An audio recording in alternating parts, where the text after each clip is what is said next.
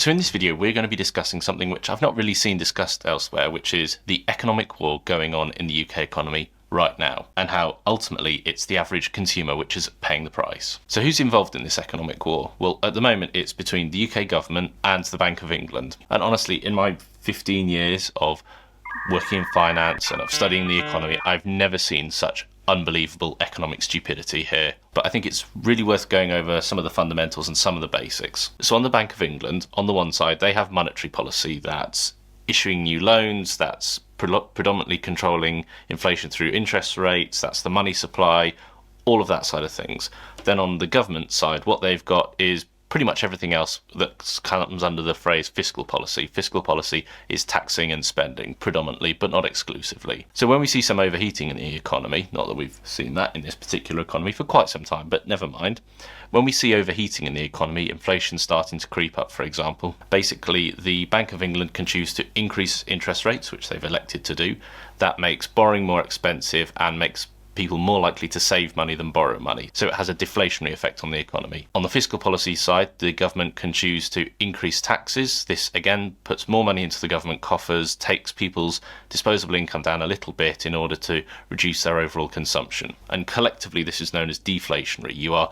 Think of it as the economy is a balloon, you're just taking some of the air out of it to reduce the pressure. And so when they want to kickstart the economy, they can do a couple of things. On the monetary policy side, the Bank of England can choose to reduce interest rates. Again, that makes it cheaper to borrow money. Companies are more likely to borrow money to go out and build new factories or purchase new equipment to make their workforce more productive. On the consumer side, they might decide it's a bit cheaper to go out and borrow. Maybe they'll go on holiday. Maybe they'll go out and they'll buy a new car. And all of these have a stimulative effect on the economy. On the government side, what they can choose to do is to cut taxes. Again, it puts a bit more money in people's pockets. They can go out and spend that money, and the economy can ultimately benefit from the multiplier effect. And on the government spending side, again, they can choose to increase government spending.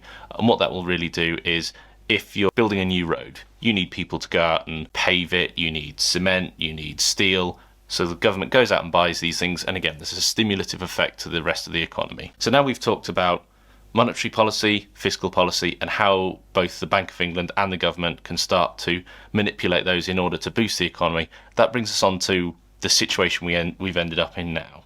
If we cast our minds back, inflation in the UK spiked quite highly, peaking at around 11-12%. The Bank of England has sought to increase interest rates again to bring that level of inflation down. Now, I have my own opinions about this. The war in Ukraine causing gas prices to spike at the wholesale level, then filter down to the retail level. This then puts up inflation for UK consumers. But it's like, having a bad day at work and coming home and kicking the dog. It's increasing interest rates in order to pull money out of people's pockets when they already have stretched finances. Just seems absolutely insane to me.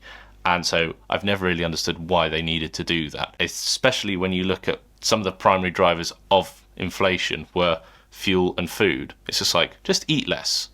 That will help inflation. So insane. So you have the Bank of England over here increasing interest rates as inflation has started to spike. Now, this is where the war really begins, because on the government side, you have the government let's be total, we're all adults here. We can be very grown up. The government were basically deciding to cut taxes for political reasons. They wanted to be able to say that they had cut taxes, that they had, tried to ease the burden of the cost of living crisis.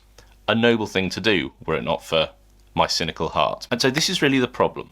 You have the Bank of England over here desperately trying to bring inflation down, increasing interest rates, shooting up mortgage costs, credit card costs, car loan payments. All that is getting way more expensive, and the big one here really is mortgages. The effect of this really is quite mixed, because you've got the Bank of England over here, they are deflating the economy. They're trying to take some steam out of the economy to quell inflation. But you've got the government over here. They are cutting taxes, putting more money into people's pockets to try and boost the economy. It doesn't take a genius to see that these are two things working in completely opposite directions. It's like trying to put out a fire while someone is pouring kerosene on it. It's like trying to build a sandcastle when the tide is coming in. It's like trying to fill a bath with the plug pulled out. And so this is the frustrating thing, is that the Bank of England is pursuing one set of policy objectives, and the government is pursuing a completely different set of economic policy objectives, but they are working in opposite directions to one another. But in any case, it'll be regular, everyday people that will ultimately pay the price for this super dumb war. Hopefully, now that inflation has come back down much closer to the 2% target, we will start to see less of a divergence in economic strategy from both parties. Thanks very much for watching. We've got a whole bunch of other videos here which you might like, and as always, please feel free to subscribe.